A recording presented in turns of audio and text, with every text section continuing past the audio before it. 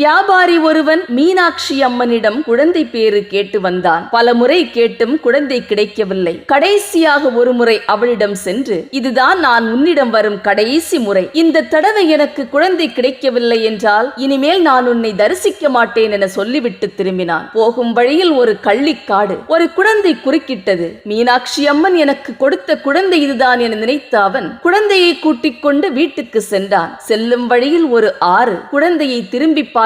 குழந்தை இல்லை. அன்றிரவு அவன் கனவில் மீனாட்சி அம்மன் வந்து, கள்ளிக்காட்டில் நீ பார்த்த குழந்தை நான் தான். நீ பார்த்த அதே இடத்தில் எனக்கு ஒரு கோயில் கட்டி வழிபாடு செய்யுங்கள். உங்கள் குறைகளையெல்லாம் தீர்த்து வைப்பேன் என சொல்லி மறைந்தாள். ஆற்று மணலில் ஒரு மாரியம்மனை செய்து சிறிய கோயில் ஒன்றை அமைத்து அதில் பிரதிஷ்டை செய்தார்கள். வழிபட ஆரம்பித்தார்கள். சூடு தணிந்தது.